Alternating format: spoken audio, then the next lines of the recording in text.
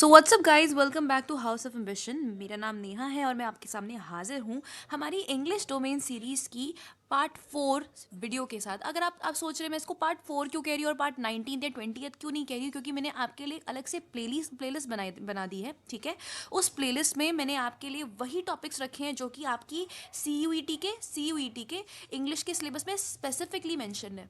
ठीक है, तो फिर बिना कोई देरी करे चलिए क्वेश्चंस करना स्टार्ट करते हैं। इस सीरीज में भी मैं आपके लिए 25 क्वेश्चंस रखूंगी। ठीक है, और वो 25 क्वेश्चंस जो होंगे वो आपके टॉपिक्स पे एग्जैक्टली बेस्ड होंगे। किस पे बेस्ड होंगे? टॉपिक्स बेस्ड होंगे।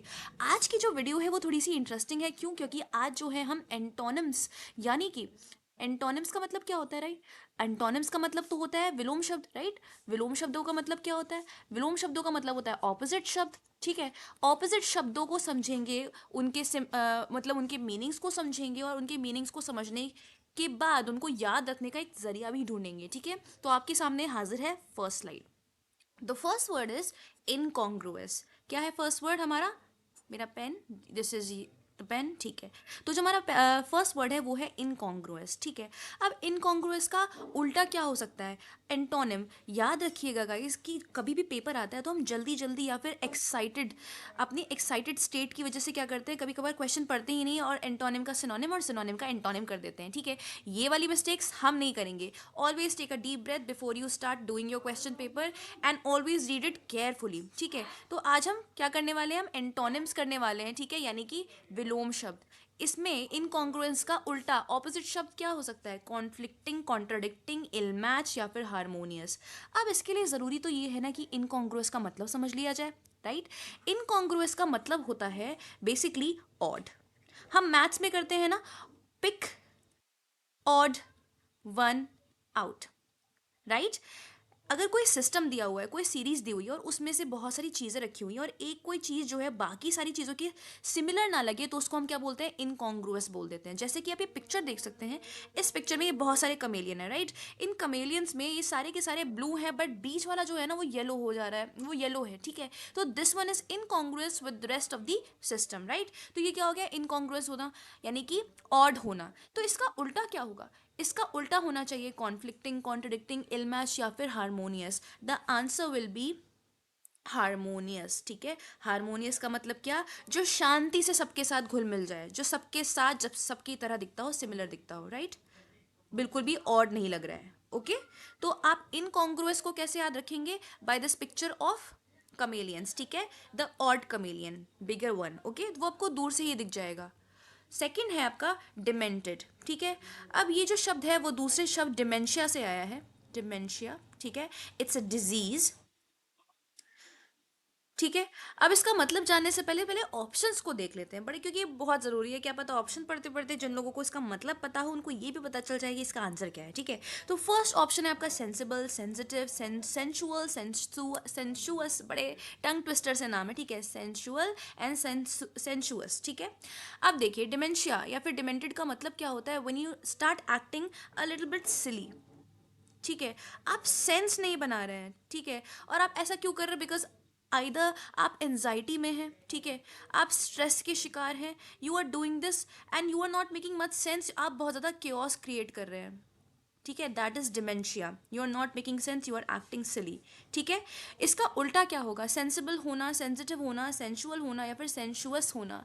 सेंशुअल का मतलब something that gives pleasure physically. ठीक है, that's a very sensual act, मतलब ये मुझे फिजिकली बड़ा प्लेजर देता है, फिजिकली, राइट? और फिर दूसरा होता है सेंशुअस। सेंशुअस का मतलब जो फिजिकली और मेंटली भी प्लेजर दे, उसको हम सेंशुअस कहते हैं, राइट? अब इसका उल्टा क्या होना चाहिए? अभी तक तो आपको समझ में आ गया होगा, इसका उल्टा होगा sensible. When somebody is acting demented तो उसका उल्टा होना चाहिए सेंसिबल। ठीक है, इम्प्रॉम्प्टू।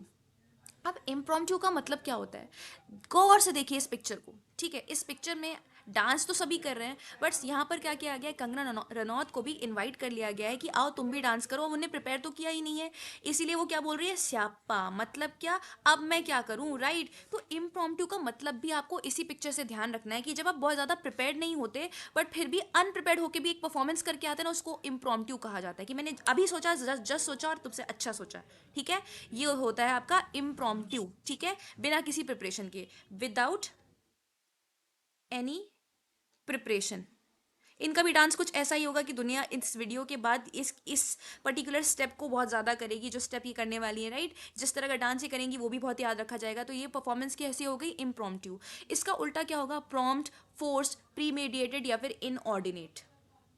इसका उल्टा क्या होना चाहिए? That you will give the answer in the comment section below. ठीक है, मुझे लगता है आपको मैंने अच्छे से समझा दिया इस पिक्चर के थ्रू इसका मतलब क्या है। आई थिंक आपको इसका आंसर भी पता चल गया होगा, प्रॉम्प्ट, फोर्स या फिर प्रीमेडिएटेड या फिर इनऑर्डिनेट। हॉस्टाइल होना, ठीक है। हॉस्टाइल, हॉस्टाइल का मतलब अनकाइंड। ठीक है, जब आप किसी के साथ काइंड नहीं होते तो उसको हम बेसिकली बोलते हैं आप बहुत ज़्यादा हॉस्टाइल हो रहे हैं। ठीक है, क्या हो रहे हैं? हॉस्टाइल। अब इस शब्द को याद कैसे रखा जाएगा? इसको आप याद रखिए हॉस्टल शब्द से। ठीक है, हॉस्टल का मतलब क्या होता है? बेसिकली वो घर जो आप दूसरों को रहने के लिए देते हैं। ठीक है, आप घर किसी को क्यों रहने के लिए देते हैं? इसको आप भावनात्मक तौर पे देखें तो आप बेसिकली आप उनको एक हेल्पिंग हैंड दे रहे हैं। ठीक है, हेल्पिंग हैंड आप उनके लिए आगे बढ़ा रहे हैं, मतलब this is an act of kindness. ठीक है, बट जब आप इन हॉस्टल हो जाते हैं, जब आप उनको इन हॉस्टल मतलब हॉस्टल देने से मना कर दे, then you are being unkind. ठीक है, आप काइंड नहीं है। तो इसको इससे याद रखिएगा, हॉस्टाइल का मतलब क्या होता है? In hostel. मैं हॉस्टल देने से मना कर रहा हूँ, मतलब मैं काइंडनेस देने से मना कर रहा हूँ। ठीक है, तो इसका उल्टा क्या होना चाहिए? Friendly, sudden, costly, unfair. The answer will be friendly. ठीक है, नेक्स्ट, टिमरस। टिमरस का मतलब क्या होता है? अब जब भी मैं इस शब्द को टिमरस टिमरस बोलती हूँ ना, तो मेरे दिमाग में ना बचते हुए बर्तन आते हैं। ठीक है, जब बर्तन बचते हैं ना, आपने वो कहावत सुनी होगी, जो बादल गरजते हैं वो बरसते नहीं है। ठीक है, जो बादल गरजते हैं वो बरसते नहीं है। ठीक है, मतलब बस बोला जा रहा है, अंदर से कोई कोई करज तो है ही नहीं। ठीक है, बहुत ज़्यादा डरे हुए हैं, बहुत ज़्यादा नर्वस है। इस पिक्चर को भी अगर आप देखेंगे तो अंदर से आपकी हालत कुछ आपकी नहीं है। अगर if somebody is being timorous then they are actually this. ठीक है, वो प्लीड कर रहे हैं, बहुत ज़्यादा डरे हुए हैं। ठीक है, अंदर से नर्वस हैं। तो टिमरस का मतलब क्या होता है? बचते हुए बर्तन, यानी कि गरजने वाले बादल जो कि अंदर से बहुत ज़्यादा डरे होते हैं, कुछ करने का दम नहीं होता। ठीक है, तो इसका उल्टा क्या होगा? ट्रेम्बलिंग, कावर्ड, ब्राइट या फिर bold. And the answer will be bold. ठीक है, टिमरस मतलब डरा हुआ होना, एंड इसका उल्टा क्या होगा? Being bold. ठीक है, नेक्स्ट, सबलाइम। ठीक है, how do you call it? Sublime.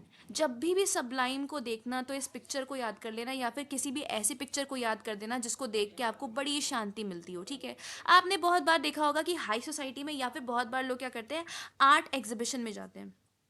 ठीक है, कहाँ जाते हैं? आर्ट एग्जीबिशन में जाते हैं। वहाँ जो पिक्चर्स होती है वो इतनी ज़्यादा ब्यूटीफुल होती है, इतनी हाई क्वालिटी की होती है कि आप इंस्टेंटली उनकी तरफ अट्रैक्ट हो जाते हैं, राइट। वो इतनी ज़्यादा हाई क्वालिटी की होती है, वो आपको अपनी तरफ इंस्टेंटली अट्रैक्ट कर लेती है। अगर कोई बहुत ज़्यादा हाई क्वालिटी की है, बहुत ज़्यादा समझदार है, ठीक है, ये बात इक्वली इंसानों में भी लागू होती है। समबडी इज सबलाइम, मीनिंग उनके सोचने की जो एबिलिटी है, जो लेवल है, वो कुछ अलग ही है, राइट। इसलिए वो आपको बहुत ज़्यादा अट्रैक्ट कर रहे हैं। तो इसका उल्टा क्या होना चाहिए? अब देखिए दोस्तों, क्या होगा, आपके पास जो क्वेश्चन आएगा ना, उस क्वेश्चन में हो सकता है एग्जैक्टली ऑपोजिट वर्ड आपको ना मिले। ठीक है, बट आपको ऐसे शब्द मिल सकते हैं जिसका जो सेंस होगा ना, वो लगभग लगभग इसके ऑपोजिट चला जाएगा, कॉन्सेप्ट के यानी क्वेश्चन के ऑपोजिट चला जाएगा। तो अगर सबलाइम का मतलब हाई क्वालिटी, अट्रैक्टिव और बहुत ही अच्छा होता है, तो फिर इसका उल्टा क्या होना चाहिए? अम्यूजिंग, लूडिक्रस, हिलेरियस या फिर मीन। ठीक है, तो फिर देखिए, लूडिक्रस का मतलब जिन लोगों को नहीं पता उनको बता देते, something that is very silly. ठीक है, क्या होता है? सिली, अच्छा नहीं है। ठीक है, तो इसका उल्टा क्या होना चाहिए? अगर सबलाइम अच्छा है तो लूडिक्रस अच्छा नहीं है, इसका उल्टा क्या होगा? लूडिक्रस। एसेंट्रिसिटी, मैं यहाँ पर आपके लिए एक पिक्चर लगाने वाली थी, किसकी? मैं आपके लिए रणवीर सिंह की पिक्चर लगाने वाली थी। बड़े इसेंट्रिक से पर्सन है, कैसे बंदे हैं? बड़े इसेंट्रिक से हैं। अब इसेंट्रिक का मतलब क्या होता है? इसेंट्रिक का मतलब जो कि आउट ऑफ कन्वेंशन चला जाए, अनयूजुअल हो। कैसा हो? अनयूजुअल। ठीक है, तो अनयूजुअल होने का मतलब क्या होता है? कि वो नॉर्मल कन्वेंशंस के अंदर नहीं आता, वो नॉर्मल लोगों की तरह बिल्कुल भी नहीं है, बड़ा अलग से है, हटके है यार। ठीक है, तो ऐसे लोगों का उल्टा क्या होगा? नॉर्मलेंसी, सिमिलैरिटी, इक्वालिटी या फिर clarity. If somebody is very eccentric, मतलब वो नॉर्मल लोगों की तरह नहीं है, तो इसके उल्टा क्या होगा? नॉर्मल लोग। ठीक है, normalcy. Next, panicky. Look at this picture and try to remember आपने इन आंटी को कहाँ देखा है। ठीक है, जो थोड़ी बहुत पुरानी पिक्चर देखने को इंटरेस्टेड रहते हो तो उनको पता चल गया होगा, ये सीता और गीता मूवी का सीन है। ठीक है, किसका है? सीता और गीता। ठीक है। अब इसमें क्या है, ये जो आंटी है बहुत ज़्यादा पैनिक कर रही है कि कहाँ चला गया उनकी, मतलब जो ने भी जो खास सामान है, जो उनका पैसा है, वो कहाँ चला गया। तो पैनिक कर रही है। पैनिक करना मतलब होशो हवास खो देना और बहुत ज़्यादा डरने लगना अंदर से, सांसें फूलने लगती है, ठीक है। आपको समझ नहीं आता क्या करूँ, कैसे करूँ, क्या होना चाहिए, ठीक है। This is panicky, when somebody becomes panicky, okay. इसका उल्टा क्या होगा, कॉन्फिडेंट, सोबर, क्वाइट या फिर काम। द आंसर विल बी काम, ठीक है।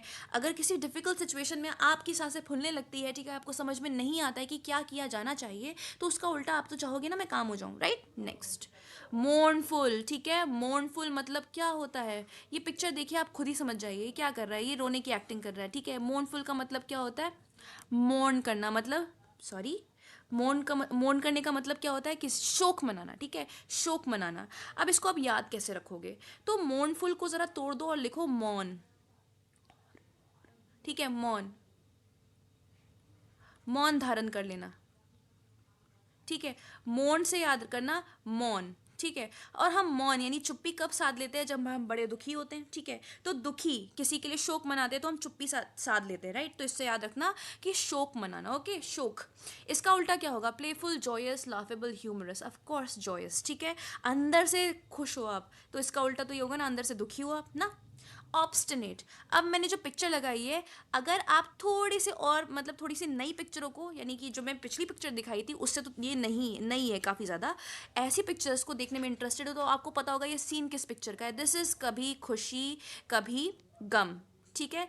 K3G, this is K3G। इसमें जो कैरेक्टर अमिताभ बच्चन के द्वारा प्ले किया गया है, आप उसको कैसे डिस्क्राइब करते हो, ठीक है। इनका जो कैरेक्टर था वो काफ़ी ज़्यादा अड़ियल था, क्या था, काफ़ी ज़्यादा अड़ियल था। तो ऑब्स्टिनेट का मतलब भाई साहब कुछ यही होता है, ठीक है। अगर आपको नेक्स्ट टाइम से बोला जाए कि K3G में प्ले किए गए अमिताभ बच्चन के कैरेक्टर को डिफाइन करो, तो आप एक ही शब्द बोल देना, ऑब्स्टिनेट। क्या बोलेंगे आप, obstinate. He was a very obstinate person, बड़ा अड़ियल किस्म का इंसान था, ठीक है। तो इसका उल्टा क्या होगा, कंफ्यूज होगा, डिटरमिन होगा, ट्रस्टेड होगा या फिर फ्लेक्सिबल होगा। अब आप मुझे ये मत बोल देना मैम इसका डिटरमिन होगा, ठीक है। अगर आप अड़ियल होते हो तो उसका उल्टा, इसका उल्टा क्या होगा, डिटरमिन। या फिर उल्टा ये भी मत कह देना कि इसका मतलब ना डिटरमिन इंसान है। अगर कोई अड़ा हुआ है तो पक्का वो डिटरमाइंड है, उसको पक्का करना ही है, करना है, वो इसको सब कुछ पता है। नहीं यार, कभी कभार लोग गलत बातों में भी अड़ जाते हैं, ठीक है। तो इसका उल्टा क्या होना चाहिए, इसका उल्टा होना चाहिए flexible. When you are not obstinate then you are flexible. Flexible से आप याद रखो किसको, शाहरुख खान को, ठीक है। He was flexible enough, okay. Myopic, ठीक है। कोई मिल गया देखिए, कोई मिल गया देखिए, तो आपको ये सीन भी पता होगा, माँ मुझे कुछ दिखाई नहीं दे रहा है, ठीक है। जो हमारे ऋतिक रोशन थे उनको इस मूवी में मायोपिया का ही केस था, ठीक है। मायोपिया का मतलब होता है शॉर्ट साइटेडनेस। क्या होता है, मेरा पेन कहाँ गया, ये रहा।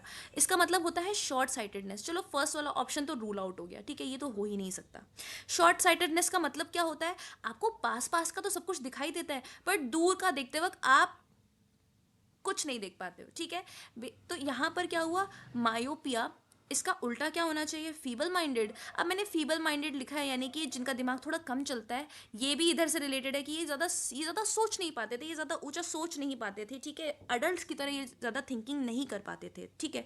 तो मायोपिक का उल्टा होना चाहिए फार साइटेडनेस, ठीक है। क्या होता है, फार sightedness, okay. Next, agony. Agony और ये वाली जो आंटी नज़र आ रही हैं आपको, इनको कौन कौन जानता है, ठीक है।